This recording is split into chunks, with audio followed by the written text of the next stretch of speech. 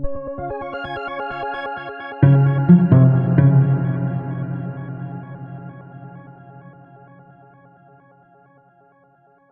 here. So I am here to introduce our very first colloquium speaker this year. It is my great pleasure to introduce Amy Young, Chair of the Department of Communication and Theater at Pacific Lutheran University in Tacoma.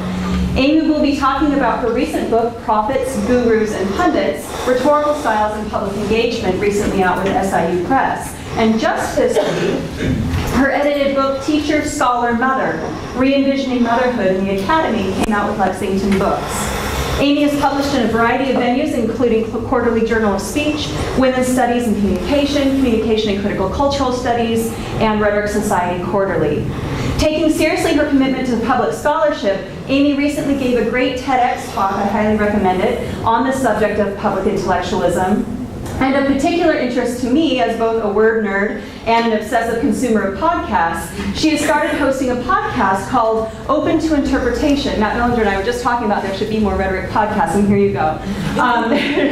And what they do is they take a word, each episode takes a word that has cachet in social media, news, or on campuses, and breaks it down. So recent episodes include advocacy, violence, and climate. And the opening sound collage alone is brilliant of the podcast, and I'm about halfway through the first episode, and it's great so far. So Amy is a Bellevue native, an avid runner, road cyclist, dancer, skier, and cook, and oh my god. She's also a self-proclaimed beer snob, and a couple of us are taking her for dinner tonight at Liam's, and after this, and so I put on tap before making the reservation. And they have 7 from Washington, one from Oregon. That's and all right. So I'm hoping that we find something to suit your taste. I'm sure I can manage. Amy's talk today is the awesomely titled Talk Nerdy to Me, and so please help me welcome Amy.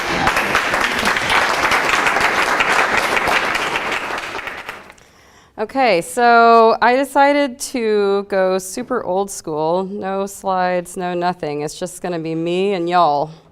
So I hope that's okay. I want to begin my remarks by saying thank you for this very kind invitation. I'm delighted to be here with you today. And thank you, Professor Harold, for the introduction. When Matt Powers contacted me about speaking, I asked what of my work got people's attention. And though I'm sure the honest answer is all of it, you're a total rock star, he offered that my book on style and public intellectuals was what prompted the invitation. And since I feel like I may be more creative under constraints, I appreciate the direction. So at least for the front portion of our talk together, the time when I'm doing all the talking and y'all are good enough to listen, I'd like to do 2 things. So first, I want to provide a framework for rhetorical consideration of style and public intellectuals, or as Rick Cherwitz calls them, citizen scholars. Second, I want to move from theoretical to practical and offer some avenues we can all consider for taking our work public, and that can mean many things. And then I'm really open to questions or conversation or even workshopping ideas, and I hope to learn from you in as much as you might learn something from me. So let's get this party started. In a June 5th, 2009 column for CNN titled, "Don't Hold Obama to Race Agenda," Melissa Harris Lacewell, now Perry, Associate Professor of African American Studies at Princeton University, now Wake Forest, takes her Black intellectual colleagues to task about their puzzling treatment of the Obama presidency. She wonders, one might suspect that Tavis Smiley would be enthusiastic about the opportunities presented by America's election of a Black president. Instead, Smiley seems annoyed. Harris Lacewell is responding in part to Tavis Smiley's recent documentary, Stand, where he is joined by prominent intellectuals Cornel West and Michael Eric Dyson, both members of Smiley's Soul Patrol, on a bus sojourn through the American South.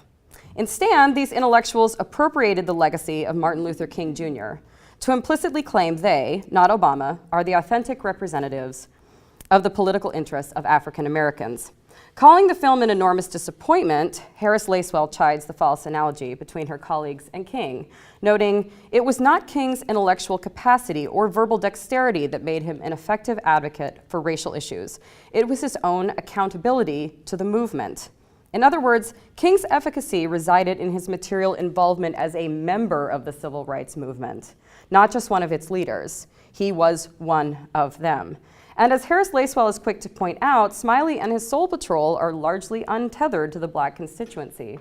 The freedom-riding intellectuals in Stand are mostly public personalities backed by powerful corporations like Walmart and Nationwide, which have troubling relationships with Black constituencies, while the college professors on the bus are comfortably supported by well-endowed universities.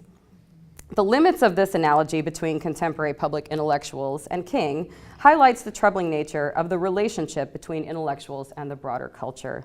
Today's intellectuals often view themselves as lone discoverers and distant observers, rather than as participants in the socio-political conditions of the public sphere.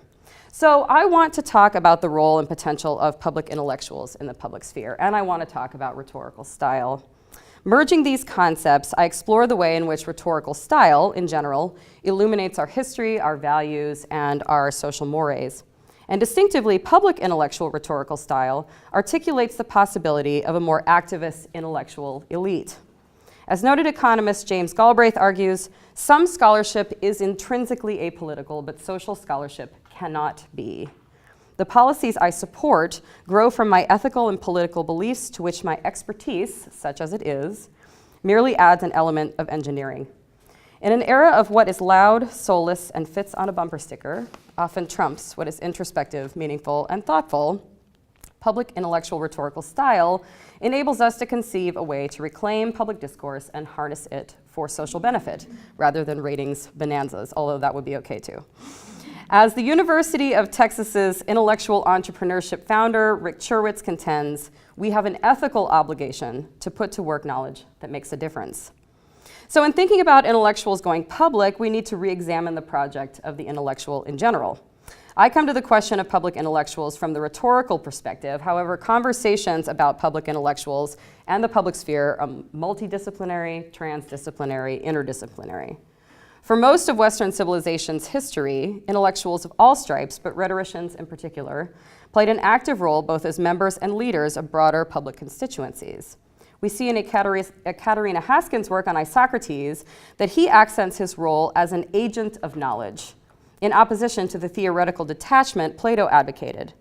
In her later essay, Public Rights and Private Interests, Hannah Arendt affirmed that the public engagement is not a means to an end, but an end in itself.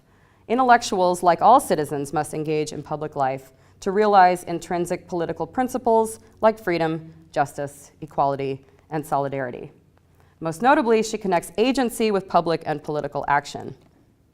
Antonio Gramsci advanced that the mode of being of the new intellectual can no longer consist in eloquence, but in active participation in practical life as constructor, organizer, and permanent persuader, not just simple orator.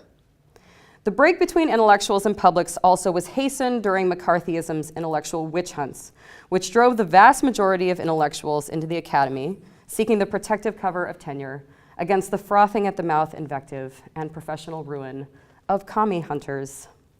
Now colleges and universities are, in the last few decades, some of the only places to find intellectual work. And today's younger intellectuals direct themselves to professional colleagues, but are inaccessible and unknown to others.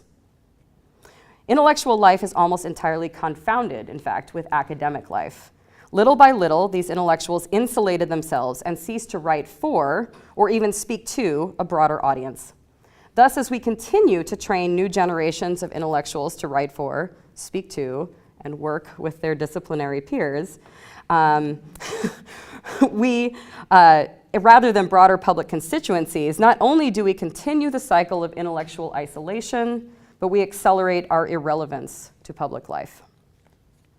In a 2004 response to a now infamous op-ed by Stanley Fish, Michael Burawoy, former president of the American Sociological Association and professor at the University of California at Berkeley, wrote, "Academics are living in a fool's paradise if they think they can hold on to their ivory tower.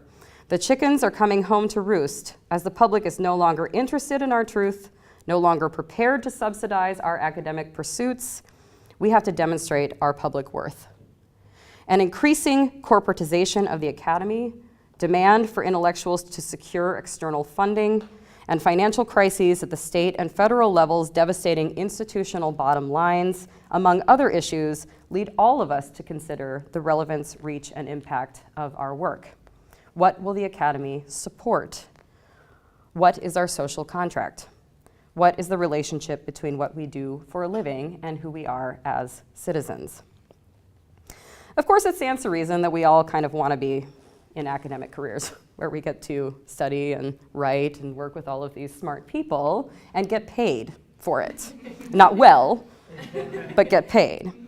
And while it was once professional necessity for intellectuals to isolate themselves in the academy, as it was suicide to be public about politics as an intellectual during McCarthyism, it is now part of the training, such that the writing and the communication coming out of the academy is filtered into incredibly specialized journals, read by a small band of elite peers, like the ones that Professor Harold read that I'm published in. Probably like 5 other people have read that, maybe my mom. As Andrew Gamble argues, it will be harder in future for new generations of academics to choose to devote time to becoming public intellectuals and engage with the public domain, rather than concentrating on building their careers within the closed, self-referential networks of their professional discipline. A survey of intellectuals in various disciplines on the topic of public commentary revealed the depths of this isolationist tendency. Even those making modest attempts to engage non-academic publics most frequently cite as their primary objective to create works which answer to the critical standards of intellectuals and colleagues whom they valued most, while fewer than a third of respondents cited a desire to provide solutions to social problems. In other words, many intellectuals tend to preach to their own choirs, which does very little to elicit the vitality of a public culture. In the London Times review of Robert Dahl's 2007 book on political equality, Stein-Ringen argues, what is afoot in democracy is that citizens care less for it, believe less in it, participate less in it, and have less trust in governance with it. An increased engagement on the part of intellectuals is specifically relevant in addressing public disquiet. As theorist Stefan Collini explains, the term intellectuals marks a space in which needs and anxieties are expressed about the relation between the daily rounds and the ends of life, and about what it might mean with respect to such matters, for there to be some source of guidance on how to think about them. Public intellectuals then are vital agents of the public sphere in negotiating and leading others through those anxious spaces. They are advocates, leaders, spokespersons, actors. So my argument in the book and in this talk today is that to collapse the distance between intellectuals and other public constituencies, and by that I'm meaning mostly outside of our peer groups and even outside of the classroom and outside of campus, is to attend to rhetorical style. Style is the grounds on which we begin to reclaim the critical social project of the intellectual, which is engagement. If and only if intellectuals command certain rhetorical styles, will they be able to use knowledge and expertise to engage the public sphere, and style is what makes them public intellectuals. As Stefan Collini mused in his 2006 lecture at the Royal Society for the Encouragement of the Arts, traditional intellectuals engender a gag reflex. The public senses pretentiousness, arrogance. On most of the intellectuals' outings, so-called, travels with it like a bodyguard, never far away, even if not immediately in view. Public intellectuals speak a public vernacular and manage to negotiate a balance between being one of the gang and part of the priesthood. And certainly intellectuals can be rhetorically savvy in a number of ways. However, since style is a rich ground for comparing intellectuals, and a lot of what I end up doing in this book project is taking specific case studies of intellectuals who are active today and talking about how they do that work stylistically. It's a way to compare intellectuals and is the way intellectuals present themselves in public. I'm arguing that a rhetoric style is what is needed. In rhetorical scholarship, though, style has been habitually avoided or is relegated largely to display or the elements of delivery pertaining to public address. The limits of our scholarly investigation into rhetoric's aesthetic domain do more than constitute a never-ending apologia for our discipline's previous sophistic and belletristic dalliances with style. As rhetoric scholar Brad Vivian bemoans, modern rhetorical theory lacks a contemporary rationale and methodology for the study of style. Beyond unfortunate equations of rhetoric with grandiloquence, This scarcity in recent rhetorical scholarship corresponds to the general humanistic and social scientific prejudices against the topic of style. That is changing, but slowly. And I think that it's changing in part because there has been an understanding of the degree to which we are invested in aesthetic and aesthetics as politics.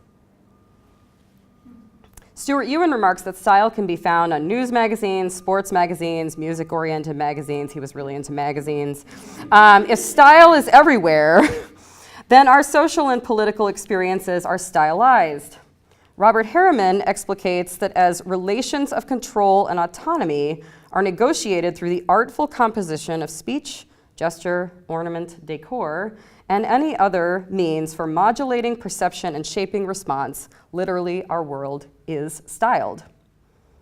I approach this project as a rhetorician, but for all my fellow would-be publicly engaged intellectuals, we must reframe style not as a means of generic cataloging, but as a vehicle for understanding the dynamics of our social experience or the relationship between rhetorical appeals and political decisions. I'm going to do a Marco Rubio and grab my water. Smooth. Okay. Echoing Harriman, Barry Brummett defines style as socially held sign systems composed of a wide range of signs beyond only language, systems that are used to accomplish rhetorical purposes across the cultural spectrum. Today's style scholars eschew the notion that style is bounded merely as taste or the shoes I wear, although they're awesome, or the color I paint my office. Rather, style is the transcended ground on which the social is formed in late capitalism. Style's ubiquitous presence in our social experience highlights consumption as the mechanism of cultural production and links implicitly style with identity and politics. So around these sign systems or styles, communities coalesce. So Brummett talks about gun culture, for instance, and talks about the idea that buying a gun or owning a gun is actually your entrance into that culture and not the end, right? So it's the beginning and not the end. Because you might then support certain political policies like the Second Amendment. You might have clothing choices like flannel and camouflage. You might have certain cultural appreciations like John Wayne films or have an NRA membership. You might have textual preferences like reading Guns and Ammo or Gun and Garden. What's the one that I have friends' moms who gets Gun and Garden. Is that Garden and Gun? Something like that. It's very Southern. Y'all. All right. So in this way, that style then becomes this organizing function of our community. Borrowing from Michael Moffasoli's work, Brad Vivian calls style a principle of unity that unites deep down the diversity of things, the postmodern form of the social link, a social link in dotted outline. Each of us pulls specific stylistic elements together to create an identity that is designed to be viewed favorably by a particular public. Every style draws on universal elements of the human condition and symbolic repertoire, but organizes them in a limited, customary set of communicative designs, such that each is thoroughly conventional, yet the means for personal improvisation and intelligent, innovative responses to unique problems. More simply, sorry, Robert Harriman, I define and operationalize style as a logos. So it's a logic. It's the way that we put together an argument about who we are and how we see the world and ourselves in it. In turn, audiences resonate with certain stylistic vibrations and not others.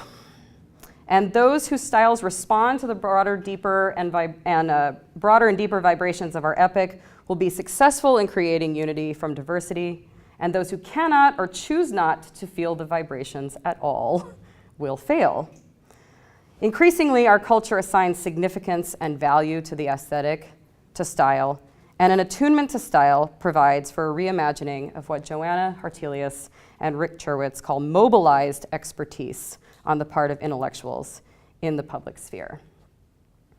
So in the second part of my book, I talk about style as having three parts. That style is physiological, it is psychological, and it is sociological. So I'll give just a little piece of what each of those things means.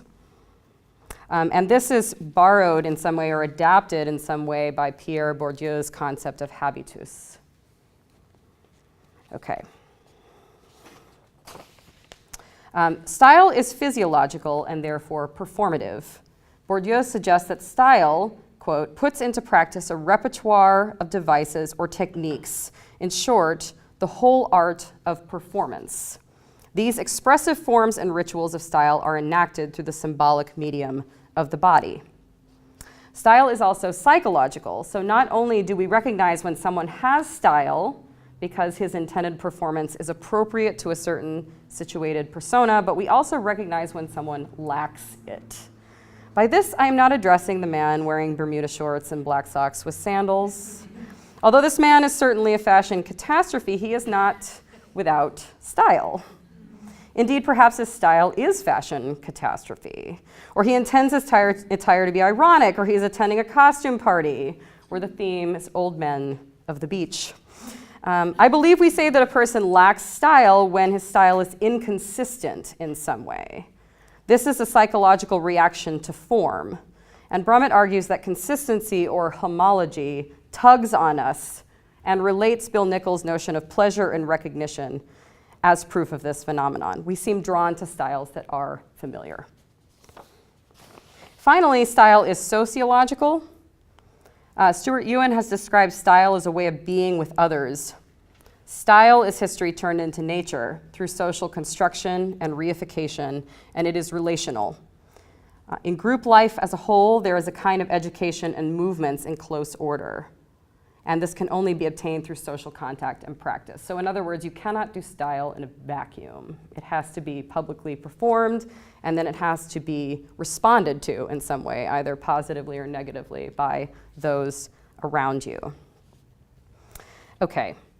I'm going to give a little bit of background on this split between or the sort of the state of public intellectuals in America and why this is important. And then I really want to get into the practical stuff.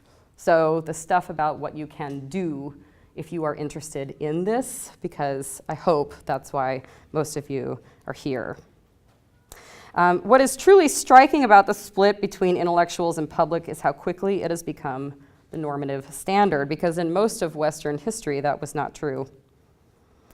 Coming from the rhetorical tradition, Joanna Hartelius and Rick Cherwitz remind, from its inception, rhetoric's primary objective has been the integration rather than segregation of theory, practice, and production. For the art of situated and practical reason, whose purpose is a fitting response to social exigencies, and the engineering of human action, the significance and inevitability of engagement is evident. So we can see a focus of engagement from the beginnings of Western thought to the present. And I outline things like Cicero's De Oratore, which is a long document that deserves great treatment, which I'm not going to give it here. But it is a sort of blueprint for the would-be intellectual or engaged scholar, at least at the time. Russell Jacoby's critically important work, The Last Intellectuals, American Culture in the Age of Academy, helps make the turn into the modern public intellectual, or the lack thereof. If any of you have read this book is relatively depressing.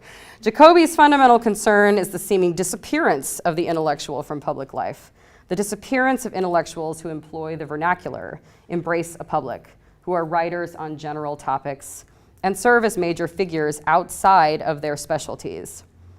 Stefan Collini provides a useful four-part rubric that I use for understanding public intellectuals. First, a public intellectual must have achieved significant standing in a creative, analytic, or scholarly domain, what he calls a qualifying activity. Second, public intellectuals must capitalize on a medium or a selection of media to reach a diverse audience of non-specialists.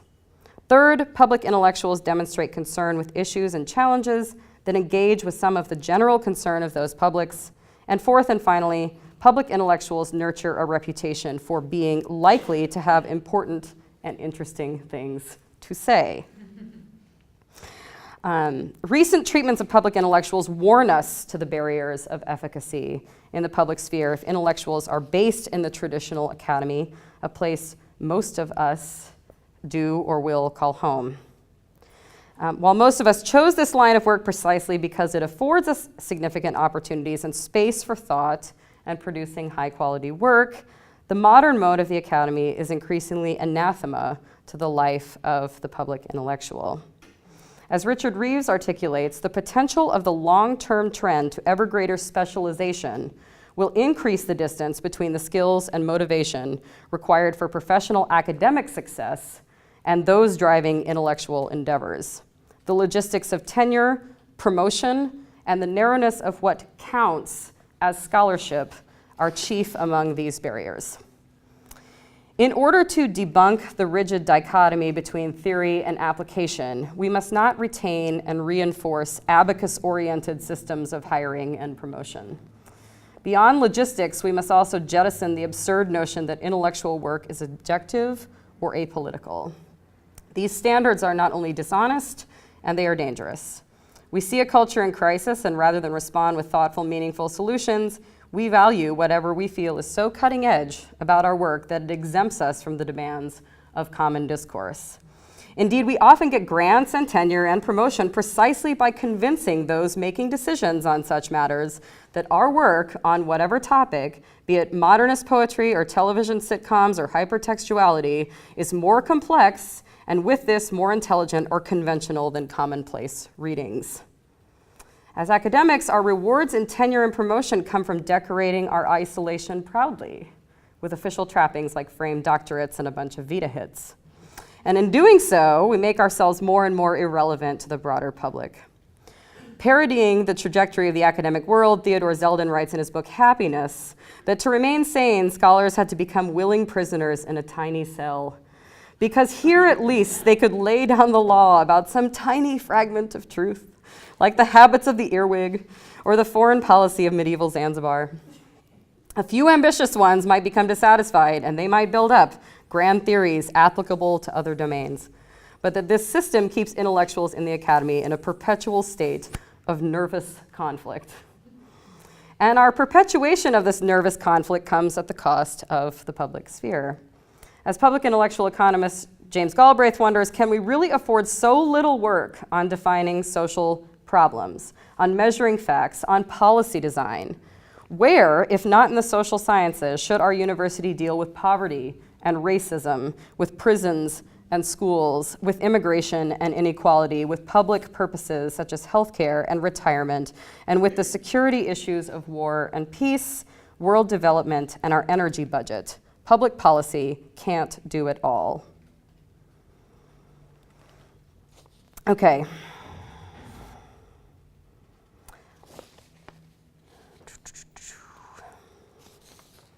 Skipping ahead. All right. So I do a little bit of sort of history of a number of public and social crises that I think engender some styles that end up being more effective or being read as more effective or relevant in our current moment. The idea, right, being that this is not an exercise in cataloging those things or in creating taxonomies, but is instead a way to articulate what is working now and why, and then how those things might end up changing or developing or shifting in the future, right? Because 50 years ago, the same styles would not have been as effective. Okay. Okay.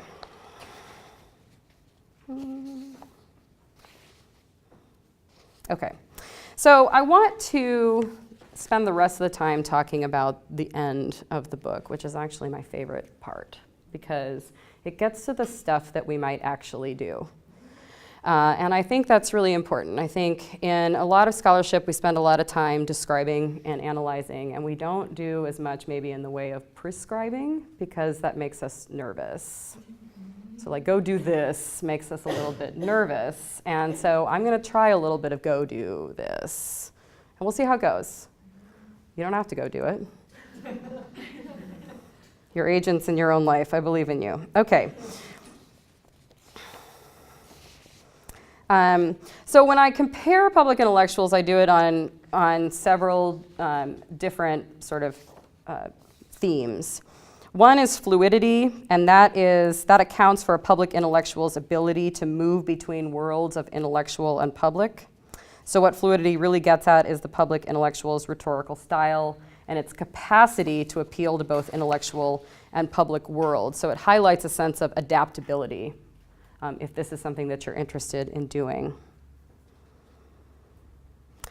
Degree is another point of comparison, which is really closely related to fluidity and encompasses a public intellectual style's degree of publicness or intellectualness. So while fluidity explains a public intellectual's adaptability between public and intellectual worlds, degree emphasizes how much time and space the public intellectual occupies in either realm, and it would really depend on what you did for a living as to where you were. Location refers to the physical places and rhetorical spaces we might find certain public intellectual styles. Media. All public intellectuals make use of some forms of media, and I'm going to talk about the kind of media that you might be interested in or be using, or the kinds of things I'm doing, which is by no means to set myself up as some sort of poster person for this, but to give you maybe some things to think about. There's so many things available to you at either little or no cost that it makes sense to start looking into some of this and to start pimping yourself out a little bit. Not in a creepy way. And then, of course, resources, so money, education opportunities, media choice, and the like. Okay. All right. I wish turning would-be public intellectuals into actual ones were as simple as suggesting a shopping spree or becoming proficient with Facebook. But this topic would not be getting the book-length treatment that it did if it were an easy switch to flip. As Richard Reeves contends, being an intellectual has always meant having to shuttle between two poles of specialized scholarly work: the seawall of scholarly reputation and public engagement, confidently offloading opinions on those topics which the editors of feature pages deem to be issues of the hour. But with the former becoming more specialized and the latter becoming more polemicized, the distance between them has become greater. So succeeding in both, necessary to fulfill the role of the intellectual, has therefore become harder.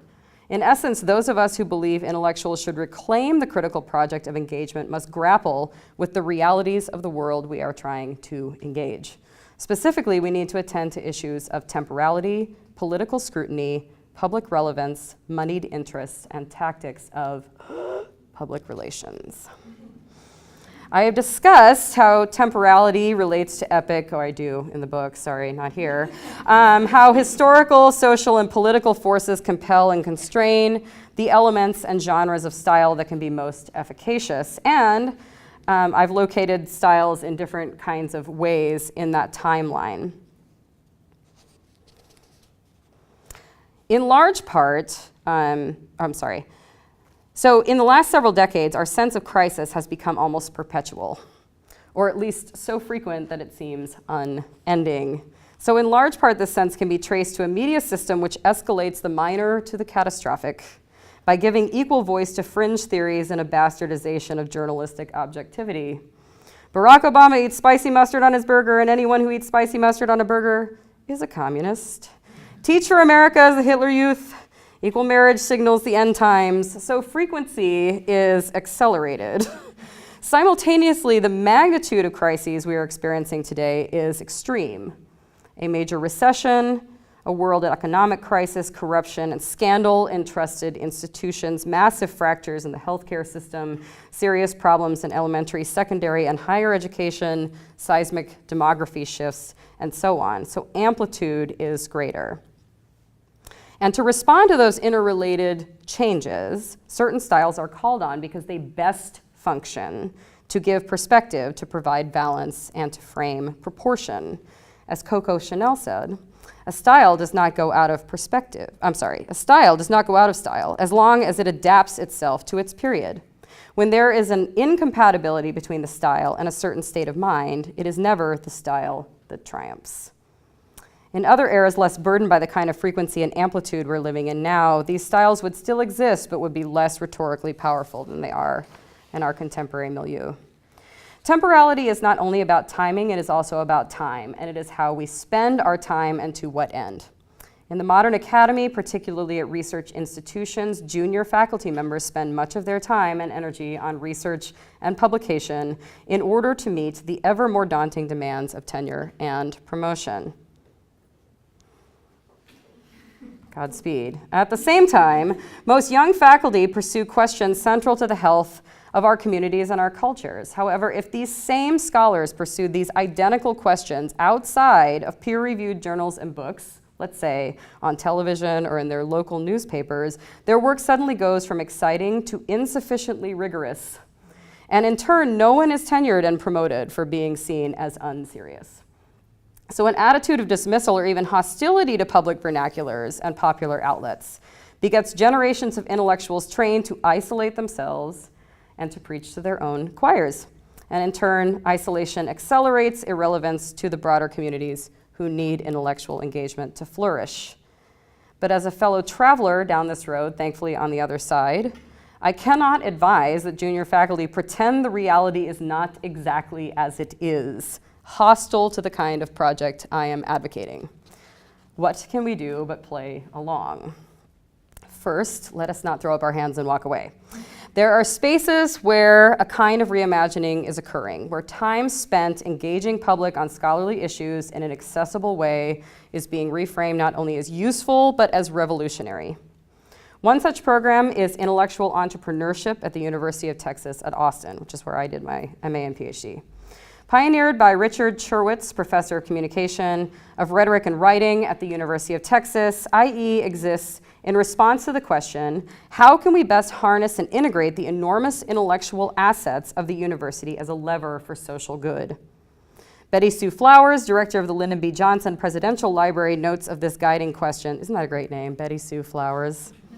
It is always a question to be answered in the long term with the benefit of hindsight by thoughtful observers from a high vantage point, something like a tower. As James Galbraith, Lloyd M. Benson Chair in Government and Business Relations and a professor of government answers, ideas are not a scholar's property. They are not a commodity or brand. They are instead the common understandings of a community. Ideas exist only to the extent that they are shared. The good news is a number of prominent senior scholars are grappling with reframing what counts in terms of how we spend our time as intellectuals. The less good news is that changing our conception of temporality really means changing our culture. As IE's founder Rick Cherwitz explains, part of this reframing is service as a legitimate third pillar of tenure and promotion. He writes, as I see it, IE addresses this issue by making engagement a serious intellectual enterprise, by eliminating, not buying into, the traditional bifurcation of research and service, which by definition makes engagement less serious. IE, if you will, collapses the service teaching research model. Engagement becomes an inherent part of being a scholar. That is a rhetorical move. Part of the job for those of us in rhetoric, or for scholars serious about legitimating engagement, is to start making this move in our own disciplinary and institutional circles.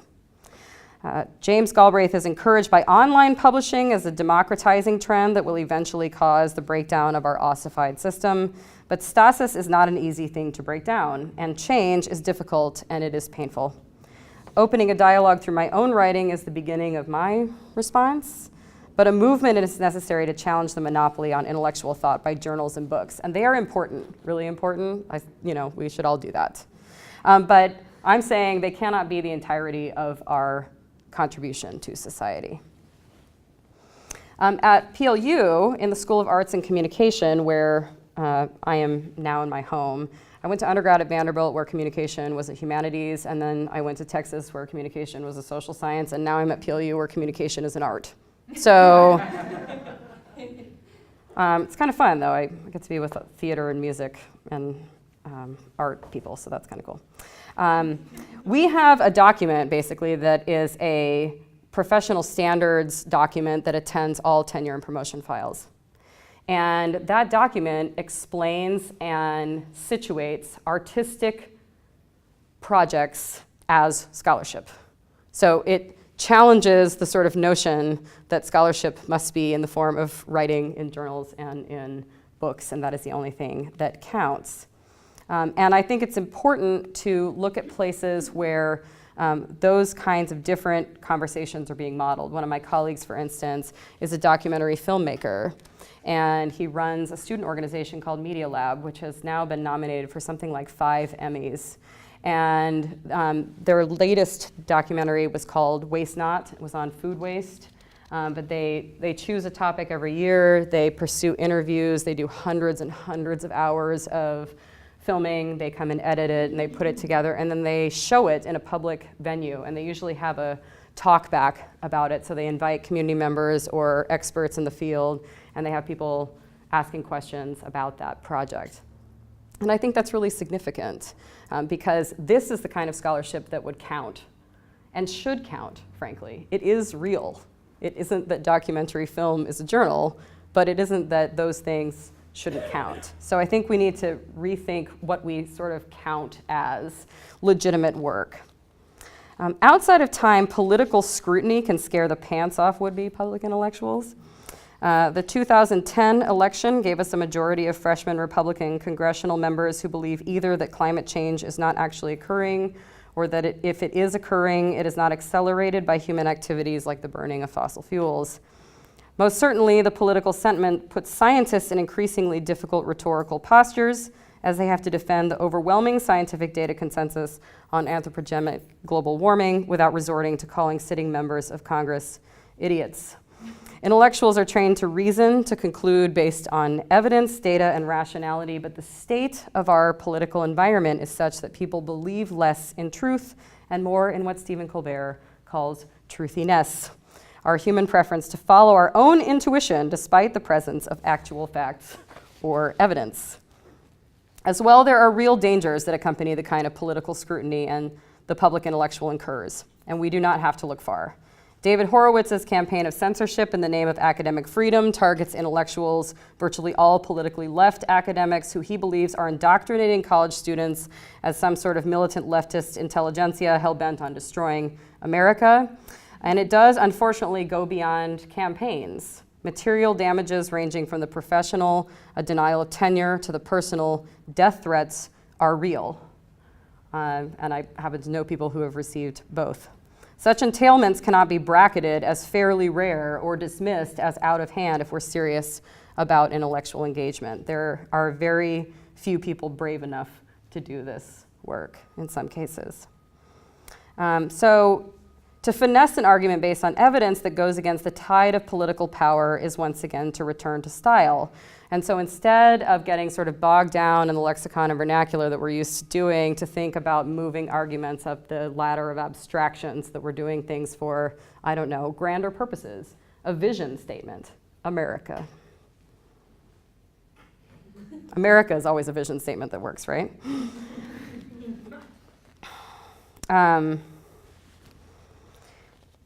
I also think that part of this is stopping, and we don't do this as much in communication, but it does happen in other areas, that we have to stop denigrating pop culture and things that are popular as unserious or as uninteresting or as beneath us somehow because we're just so much smarter than everyone who's interested in those things.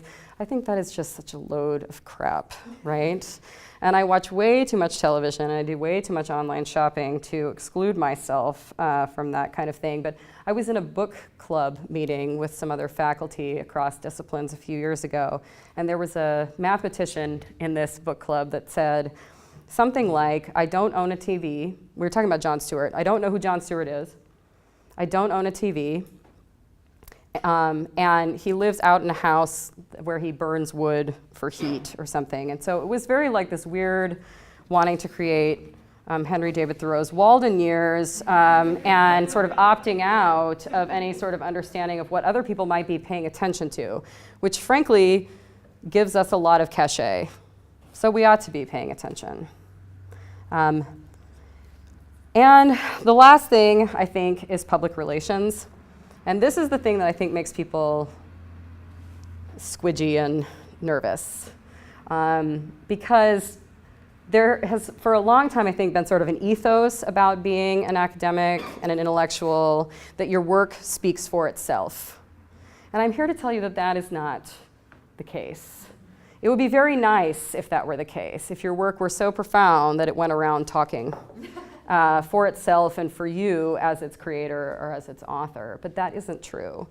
We need to do a better job of speaking on behalf of our work and talking about why it matters, talking to people for whom it matters, and I think that people are largely interested in those kinds of projects, especially in communication. Our work touches people for real in material ways, and we need to be better about talking about that, and we need to get better about talking about it outside of stuff like this, although this is a good place to start. I was in a Q&A session with Michael Schudson, who probably many of you have read, and I asked him how we could better connect our work to the public sphere, and his response was, we need to just be better at PR. We are lousy at talking about ourselves, right? We think it's tacky. It's tacky. It's not tacky, okay? And there's lots of ways that you can do it in ways that would be really in your wheelhouse. So I want to talk a little bit about that just to end. Some of the things that I've been doing recently, I've been trying to follow my own advice. And that's really hard too, because it's easier to tell other people to do this than it is to remember to do it myself. My colleague Justin Eckstein is here, and he said, did you write a press release for yourself that you were coming to do this colloquium at UW? And I said, no. And he said, do you want me to get some people to do that for you? Yes. Okay. Yes, I would. Can you take a picture of me talking so we can put it up on our website? You know, those kinds of things. But it's hard to train yourself to sort of be your own publicity agent, right? There are sites like academia.edu, which some people follow, and you get those sort of notifications like somebody searched for you on Google or somebody searched for you on academia.edu, which is always sort of exciting and a little disconcerting. In March, as Professor Harold mentioned, I did a TEDx talk in Tacoma, and the theme of that series was, did you know? And my talk was on, did you know that intellectuals are lousy at talking about our work? And so the entire talk was literally about why do we suck at this and how might we get better? And doing the TED Talk was seriously the scariest professional experience I have ever had in my life, because it requires a completely different style than, for instance, teaching. People kept saying, oh, well, you speak for a living. You stand up in front of people every day. Yeah, well, not for 7 minutes while I'm on camera with this huge audience, and I need people to laugh in the right places, and I need this to go well, and it's on YouTube forever. Forever, right? So I always had to pick a great outfit, and because then it's like, oh God, I don't want to look back at myself and think, oh Lord, what the hell was I thinking? And as Christine mentioned too, I've started a podcast, and the podcast is, it's not specifically for communication folks or for rhetoric folks even. It's for people across disciplines at PLU, so far only faculty, although we're thinking about opening that up to experts and people from other campuses or students even who are interested in talking about a word. And the idea is it's probably a word that means something to our campus community, but it's also something that has some kind of meaning in other places. So that our hope is if our people hear it, then they post it to their social media and it starts to kind of snowball. When I publish now, I put it out on Facebook and I put it out on Twitter every single time. And that might seem totally ridiculous, but it's like, yes, reminder, I'm writing this thing. Would you like to talk about it? I talk about it with my kid's preschool teacher. I mean, she's fabulous too, but you can talk about it with anyone. And I think learning to talk about it is a totally different deal. We don't teach people to write op-eds. We don't teach people to write even white papers on these topics. And that's something that you almost have to teach yourself these days. Creating networks of people who can help you and who are supportive of that kind of work, I think is also really critical. So in the interest of time and in conversation, I want to end my remarks, the formal remarks, and just to say thank you again for being here and for listening to this. And I hope that we can have a fun conversation for the next 40 minutes or so. So thanks. And I'm going to sit down, if that's okay. Is it okay to sit down? Can I sit down? Am I still going to be on? Okay.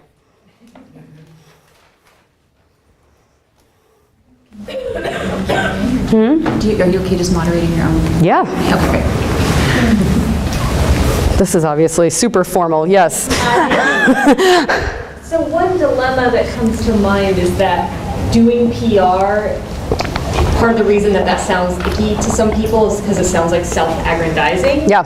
which is yet another stereotype about academics. Do you have any sense of how to navigate those moments where like these two goals might bump into each other? Yeah, I think that's a totally fair comment, and I think that one of the stories that reminds me of is there was a piece about Michael Eric Dyson when he responded to Bill Cosby's charges about the black community several years ago, but he went on ABC News to do it, and somebody said, "I wish he wouldn't sell out." Right? And my sense was, I think that's brilliant. I mean, why not go where you're going to have a large audience of people who are interested in this topic, who are tuning in to hear you talk about, in this case, Bill Cosby's sort of admonition of black youth, largely. And I don't know what to say, except that part of being an academic, it seems to me, I think the toughest lesson is to develop a thick skin. And if you haven't already started to get calluses from rejection, you will.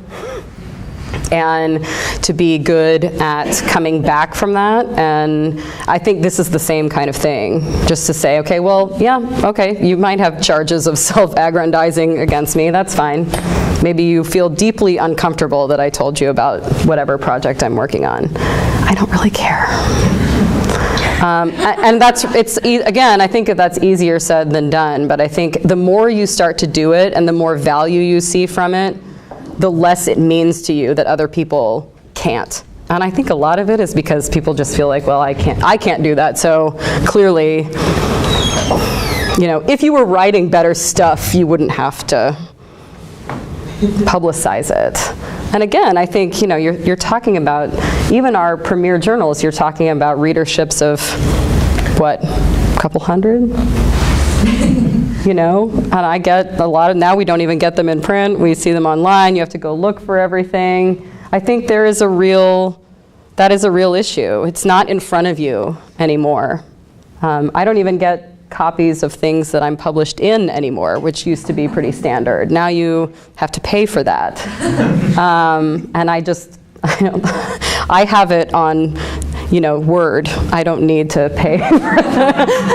I don't need to pay for that copy of critical, communication and critical cultural studies or whatever. When I think of public intellectual, I can easily drum up a few that come out of economics or come out of English, maybe other disciplines that may be a little bit more established, not perhaps struggling for still their own legitimacy, even in the academy and outside. Sure. Who would be some really good examples within communication and even specifically within rhetoric?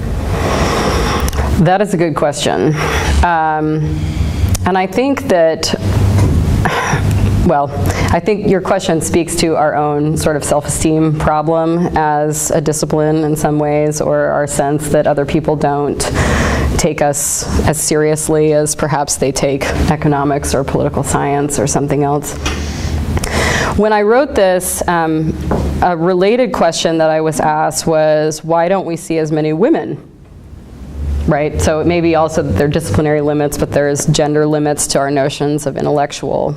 And so I looked at media really as a field, so if we count media as communication, I think there are a lot of people who do this kind of work, and in my book I talk about Christiane Amanpour, but I think Rachel Maddow, and there's other people who are very famous who do this kind of stuff. In terms of the circles in which probably most of us operate, I think Michael Eric Dyson. Is Michael Schudson a public intellectual? I think Michael Schudson is, but he's not a calm dude. Kathleen Hall Jamison. Absolutely. Kathleen Hall Jamison, yeah. Yeah, I mean, it's hard, that's a good question. It's hard to think of a ton of names in communication. And Kathleen Hall Jamison is someone you hear from, but it's very often like election cycle time. Right. So every 4 years on CNN, you'll see Kathleen Hall Jamison. Yeah. I'm going to have to think on that. Christine? I have a couple questions. I think I'll just do one for right now. One has to do with blind peer review and that, and I think that's worth kind of talking about. But I'm also thinking about that there's these different sort of stylistic vernaculars in public discourse. So there's the sort of Fox News vernacular, there's the sort of This American Life kind of vernacular, that sort of style of storytelling. And there's the Jon Stewart, John Oliver, kind of style. And oftentimes in all of those venues, academics are invited to be interviewed in their sort of regular voice. But what do you advise as academics move into not just being an academic gun for hire to come in and give a few sound bites in a podcast or whatever, but to start to take advantage of these venues, then that's going to require an adoption of a very different style. Yeah, absolutely. Right? Rather than sort of speaking as your academic self. Yeah, absolutely. I think we always speak under constraints. So I guess one of the things, for instance, that I did when I prepared for the TED Talk was I just watched a lot of TED Talks. So I think one of the things that I would say is research what is sort of the going sound or tone or lexicon that is common in shows like that, and how can you connect your work to that kind of thing. It's like learning to write for publication of any kind, learning to speak to an audience, and learning to be good on camera, which, by the way, is like a completely different, entirely different skill. I don't know a lot of places where you could get that like stand in front of the camera and look good skill. But I mean, to your question, I think one of the reasons that the TED Talk was difficult was because I was trying to figure out what it sounds like. So what would I have to do to make an academic book sound like a TED Talk? And I think it's an issue of translation and sort of learning what are the codes that you need to attend to, and then what are sort of by watching and by looking at how other people have handled it, right? You can see some people are really, really deeply uncomfortable in those kinds of situations, and then you see other people who get up there and they just knock it out of the park. So I was trying to figure out how do you get up there and knock it out of the park. I think I do a lot of homework. I think that's what I would do. I am curious too, if you don't mind switching gears a little bit. So this question about blind peer review, which is a foundational piece of the model. And so are you envisioning an academic model in which there was still the article or book and all of that it's blind peer review, and then all of the other stuff is to promote that work? Or are you envisioning where the model itself needs to accommodate? I mean, you're talking about things counting, but if we're talking about like podcasts or TED Talks or interviews or all those sort of op-eds and so on, are those all, do you envision those as all being sort of translations of the work that was published under the traditional model, or does the model itself need to be rebooted in some way to accommodate the changes in the academic publishing industry and the budgets of journals and all of that? I love that question. Yes, I do see what you're saying. I think when I had originally started this project, I probably would have said the former, which is that you write for journals and books, and then you figure out ways to publicize that work in other venues. But I'm increasingly wondering if that model works at all. I think that the goalposts for tenure and promotion keep changing. I think it is more and more and more challenging always, right, with every sort of generation of scholars to achieve that kind of thing. And I think especially because most of us earn our PhDs in R1 institutions, and this is what we sort of envision ourselves, that's how we envision our careers in some ways, it's hard not to get caught up in this sort of cycle of constant head down work. And even I remember one piece of advice that I got from Dana Cloud was just keep your head down until you get tenure. And from Dana Cloud, for those of you who are currently laughing, that is just a shocking piece of advice. This is not a woman who has, as far as I can tell, ever kept her head down or, you know, out of the things that she's passionate about. But I think it's hard. I think maybe the interim step, the baby step, is to start being better at the promotional step, to start using media, to start thinking about how you might connect your work better as we maybe rethink what the system is, period. I mean, I do think that blind peer review is important. It's, you know, and I'm in no way sort of denigrating the traditional academic stuff, because I think that's, we should contribute to the knowledge domain. We should contribute to our disciplinary community. And we should talk to our peers. There are some conversations where that should happen, right? But I guess I'm sort of seeing that as, that is right now the only thing that happens. And I wish that were not true in whatever shape that might take. So one of the questions that this set of conversations raises for me is the place of graduate student acutely aware of limited numbers of tenure lines, sure, ever increasing numbers of graduate students. Yep.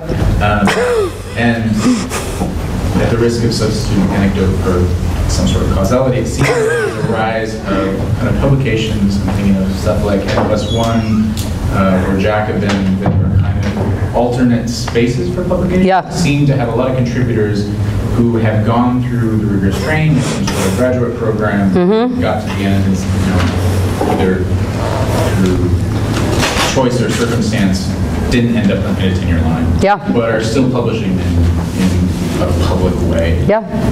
What do you see as the relationship between that sort of work and kind of what we've been discussing?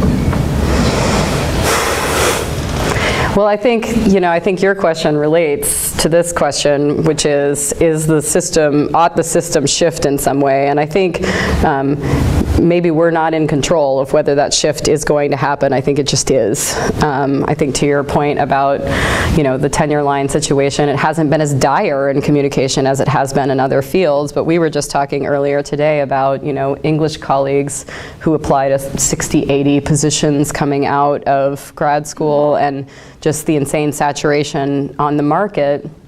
And there was a piece out today, actually, in, I can't remember if it was Inside Higher Ed or the Chronicle, that is calling for us to stop using the term alternative career path for people who leave the academy with a PhD, right? Because it suggests that the standard career path, or the career path that you ought to be on, is not the one you have taken, right, if you leave. And, you know, I can see all kinds of reasons for leaving. So it's interesting that those sorts of publications, I think it's sort of in flux, right? I'm interested in those kinds of publications. I think a lot of us read them. If we were contributors to them, I don't know how our institutions would view those contributions. Would they look at them as sort of serious scholarly work, or just sort of a one-off project, or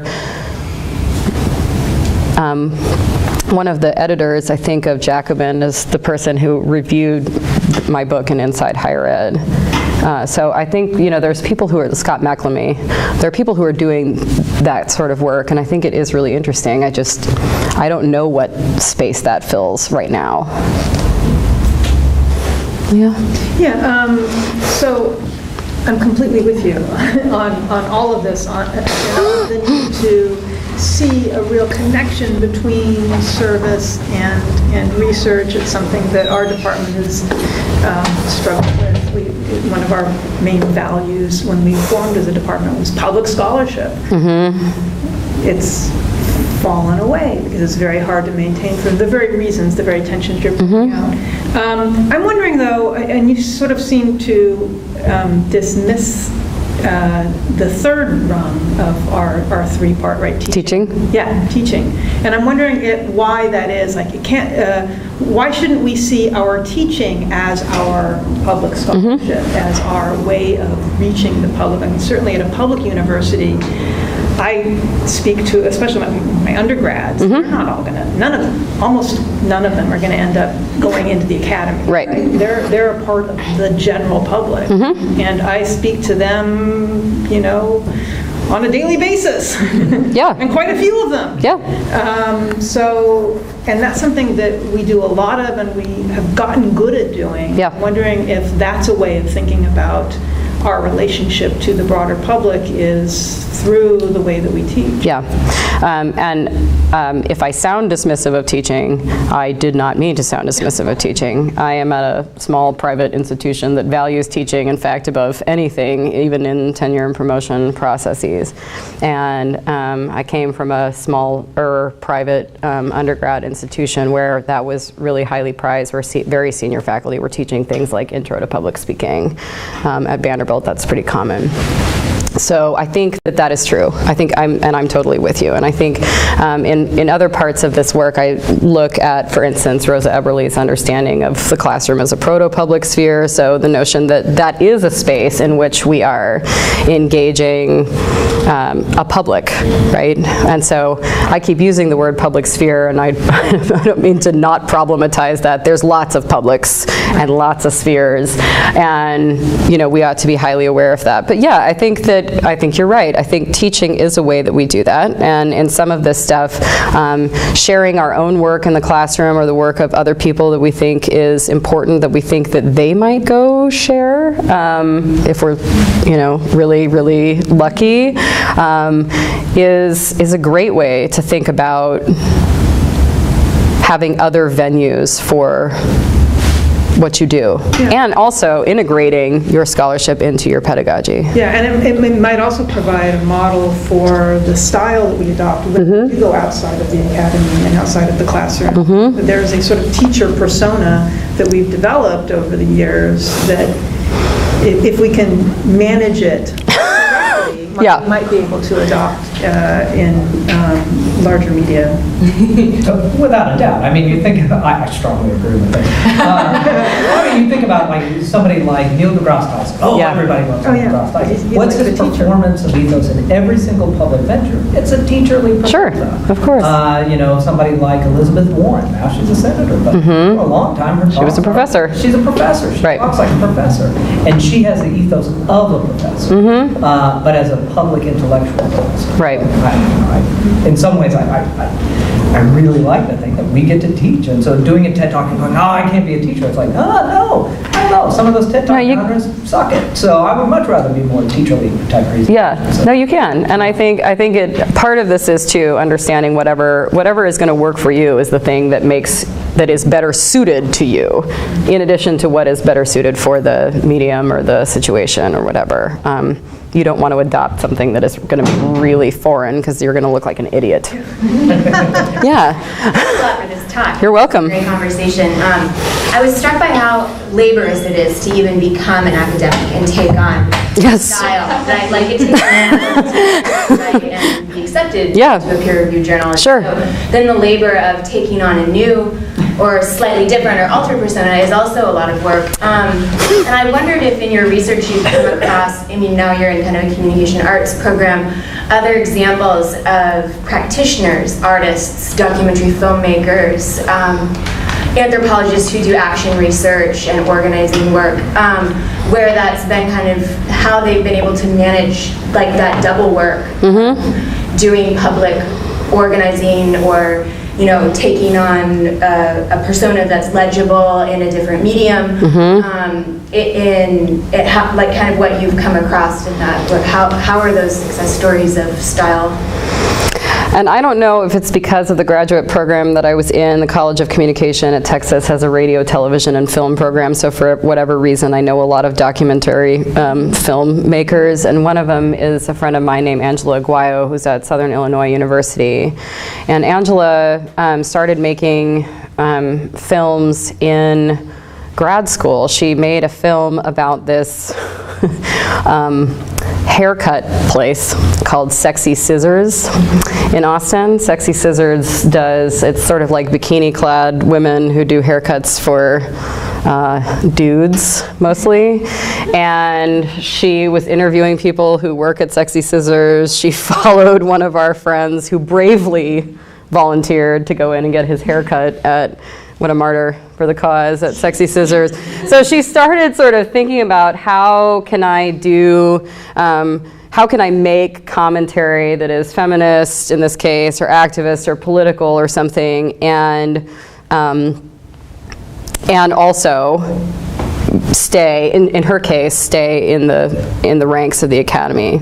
And I think it's been a struggle, actually. I think it's been a real balance, because it isn't that everyone understands the value of something like, and I'm not talking about Sexy Scissors, she's moved well beyond that sort of thing, but more recently she did a film on what I would call the wedding industrial complex, and followed somebody through her wedding and the dress shopping and the amount of money that people drop at this one event and all of the rest of this kind of stuff. And so I think she's found a way to have that kind of a voice, but her journey is sort of long and still sort of ongoing. And I'm thinking about other people like Dana Cloud, for instance, who does a lot in the way of, I guess consulting is the word I would use, but with labor unions and other kinds of organizations that are trying to enact more humane work policies and those kinds of things, and works to help them craft literature and documents, leading workshops, doing stuff like that, which is a totally different, it's teacherly in some way, right, but it's a very different kind of pedagogy. And I think her attitude has always been too, I don't want to go in acting like I know more than everybody in that space. So I think some of that is sort of a constant, and I'm not trying, well, I am sort of dumping more work on you.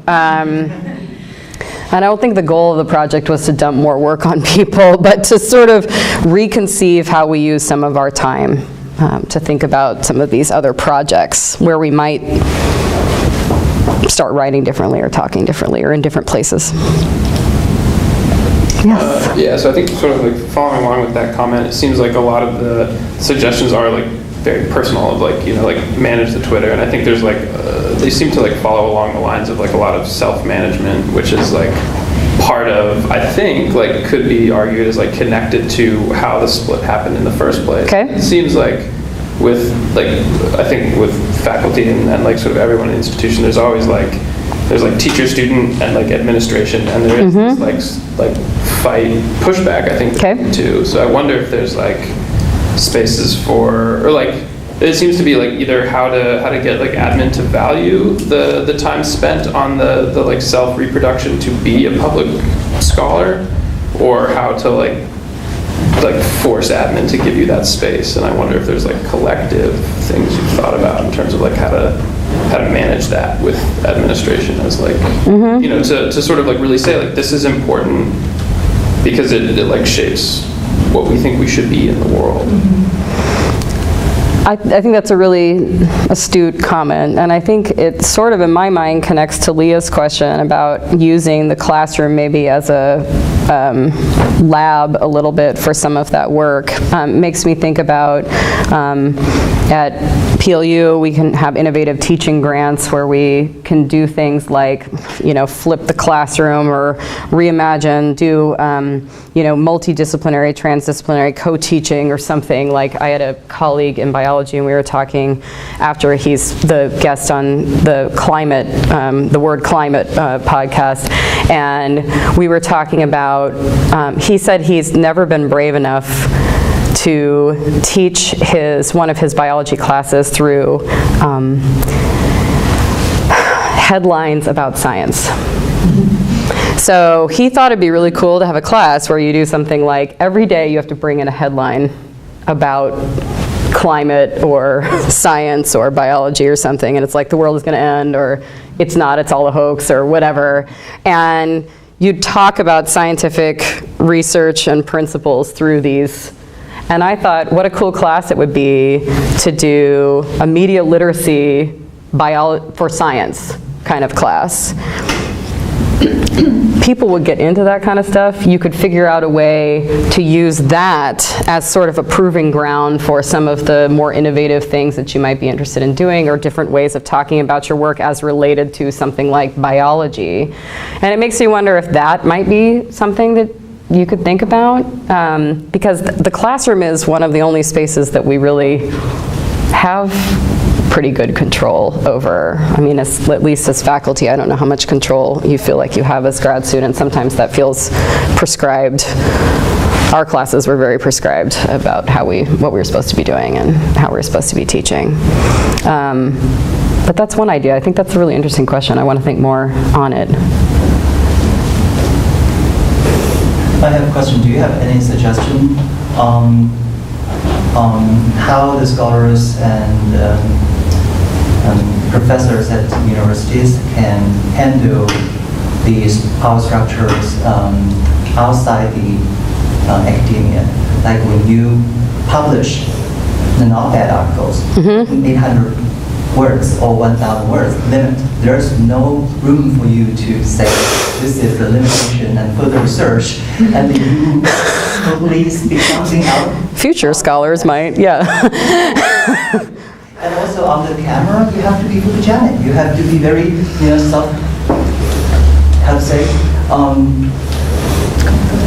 have to be a camera person to talk. So there's a lot of challenge. And also, I found a lot of professors talk on TV because they have a book contract. A lot of talk were arranged by the book agencies. And a lot of the time I was thinking about whether they are really willing to talk, or this kind of talk was arranged by the book agencies. Someone's making them. Yeah. So there's a lot of the power structure behind the scene. To be like a scholar with high self-esteem, how can we handle that?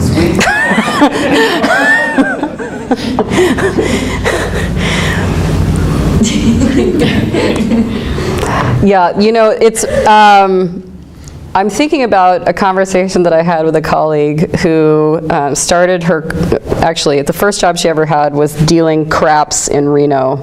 And she's had a sort of interesting career trajectory. But at some point she was on radio and then on television and all of this other kind of stuff. And she said that one of the best classes that you could ever teach students is an on-camera class, right? Because these are not, just like you're learning how to write something for publication or for conference or for whatever, we don't train people to do this other kind of work. And I don't know that we necessarily have the expertise to train each other to do that kind of work.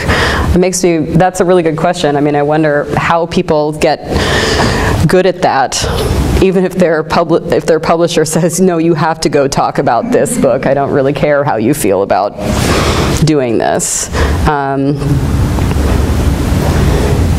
Yeah, I don't know. There's people whose job that is. Yeah. There's people who train like the Fox News public talking heads. There's like classes people can take and coaches and stuff. Perfect. I wonder what you think about the relative merits of training people to be able to do that versus trying to transform the conditions under which that sort of speech happens, right? The whole time you've been talking, I think of Michael Warner's essay on styles of intellectual publics, right? Where he basically sort of takes on Martha Nussbaum, who says academics need to write more clearly, and he says if only the problem was that academics didn't write clearly. In fact, what they're trying to do is they're trying to re-articulate a different type of publicity, and that when journalists say to academics, "You're not speaking clearly enough," they're really trying to destroy a certain type of public. And so I'm wondering what you think about. It seems like a trade-off, you want to be part of the conversation, but part of the price of entry into some of these larger conversations is to be photogenic, is to have these contracts. Right. And so I wonder how you think about the relationship between being trained to be able to exist in the public sphere, or publics as they actually exist, versus, or in addition to, collective projects that seek to transform the conditions of publicity.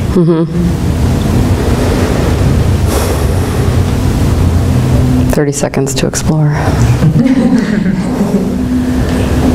I love that I'm going to be on camera answering these questions too. I think that's a really smart question. And I wish I had a better answer. I guess it is certainly a trade-off. I'm thinking about, how many of you are members of the Rhetoric Society of America? Just a couple of us? Wow. It's lapsed. Mine's lapsed. Mine has. Oh my gosh. Well, the Atlanta conference is coming up. Y'all re-up. Okay.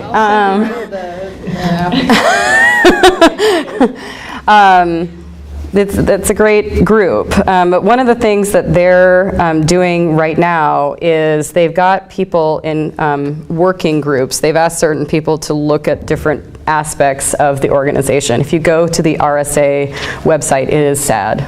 It is really, really sad. There's no pictures of human beings. There's a small picture now of Kendall Phillips from Syracuse, but there's no actual pictures of people doing things or like anything that would be identifiable as interesting that you would want to sort of delve into. And some of the things that they're looking at are why don't, for instance, rhetoric scholars get contacted to talk about rhetoric stuff? I know. Do you? Rhetoric is pejorative It is, yeah. in the public sphere. It is. That is pejorative, but also there's all kinds of situations that we would be well suited to respond to, and we're almost never the ones that get asked to do it. So one of the things that they're trying to figure out is how could they be a sort of repository of information for people wanted to get in contact with, right? And starting to think about that is sort of a collective and a way of using an organization to maybe rethink how rhetoric gets talked about in public, or to promote the idea of communication faculty or scholars talking about these issues of concern, they're especially interested in it right now as we move into the next presidential election year, that this is one of those things where, yes, you'll see Kathleen Hall Jamieson, but you are probably not going to see anyone else, right? And that's not exactly what you're talking about, but I'm trying to think about ways that you could harness sort of a more collective power to think about how you'd respond to something like that. And I don't know what the answer is. I want to ask Phil, who does a lot of this. So, I mean... Good, Phil, you're on. Investigating and interviews, especially around books, and mediating the space between, is it an intellectual space, is it a public press space? So what have been some of your experiences?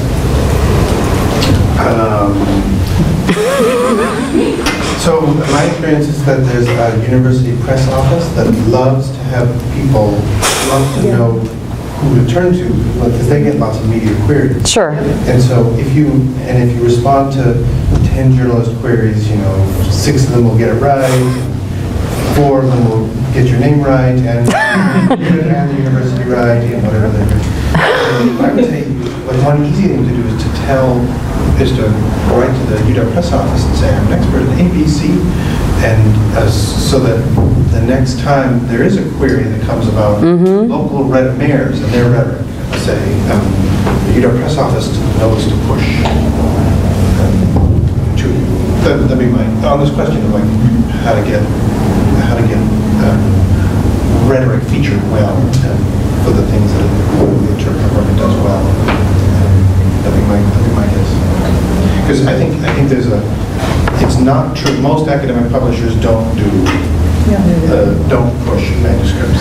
I don't know, I think by definition if it's a university press, then no publicity. There's very little, yeah, or they'll attend conferences and have a table, but you're sort of then required to go to the table to speak to them about the books on the table. Well, and that's just for other academics who are going to the conference. Exactly. I took a picture of my book on the table. That was very exciting. I sent it to my mom, you know. I'm sure they're not talking about it with anyone. Well,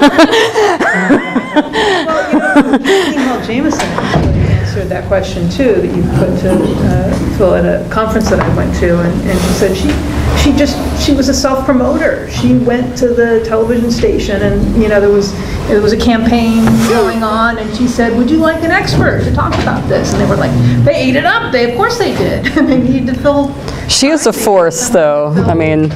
And once she did it well, they were calling her back, right? Did she self-identify as a rhetorician? I think she calls herself a rhetorician. I don't know.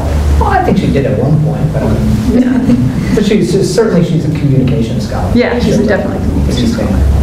Right. I think Matt's question gets to a really a real challenge, right? Because it's like, I remember years ago there was this trade journal called Lingua Franca. I don't know if anybody used to read this, and it's defunct now, but there was a great piece in there that I've assigned in graduate classes before, and it was following Martha Nussbaum attacking Judith Butler in like the New York Times or whatever it was. And this piece then posited kind of Adorno versus Orwell in those two styles and those two approaches, right? So Adorno's argument being sort of like, to really challenge power, you need to find new ways of speaking. And so this denigration, sort of high theory or critical theory, is really problematic. And then Orwell's, of course, argument for sort of democratic plain speech, that's more democratic and that you want to access as many people as possible. Right. And so this article in Lingua Franca looks at that tension, you know, that how much do you need to sort of speak the popular vernacular in order to get yourself on camera or on the radio or whatever, versus how shouldn't we also be invested in training the public to think and speak differently about certain, I don't know if that's what you're saying, but it is this interesting tension. I mean, I wonder if one way is to sort of, you know, you have to get your foot in the door in a way that where you're not so obtuse that nobody understands, you know, but then at the same time introduce ideas or concepts or even vocabularies that, you know, may be foreign to people in ways that make them accessible. But it's an interesting challenge. Like, that's a tension, I think, that is there for people who want to do public intellectual work. Yeah. I think in a lot of my social circles, I hang out with people who don't do this for a living. And so one of the comments that I always get is, oh, I'm sure I couldn't read this because I wouldn't understand it. And my response is, I think you would. And if you don't, then we should have a conversation about that. But the assumption that somehow I'm doing something that is completely inaccessible, or nobody's as smart as I am, which I'm sure is true, but I mean. We get trained to write in a way to our colleagues different. Of course. It's hard for people who are not, and as beginning graduate students know, as they're trying to do their scholarship. But I guess one question I have that I wanted to ask was public, right? You already called that into question. There's no single public. That maybe we need to think too of who our different publics might be. So for example, when I do public scholarship, I often think about my public as being scientists, other members of the academy, but outside of communication. Outside of communication, right. They really need to know about the rhetoric of science. Yes, they do. That it is a rhetoric, for instance. Journalists, right? Teach journalists about how to rethink the way that they're communicating. So I'm wondering if maybe if we thought of public intellectuals and we broaden that understanding of what public is, it would see that we're actually doing a lot more of this than we think we are. We may not be doing it in a general public but through the media, but we might be doing it in other forums, other ways. And I think that's true. And I think a lot of the pushback against people who say there aren't these people at all is that argument, right? That there are these people, they're just doing something else or different than maybe showing up on some major program. And they're not Neil deGrasse Tyson, but that doesn't mean they're not doing that work. If we were all Neil deGrasse Tyson, it would be very exciting. I love him.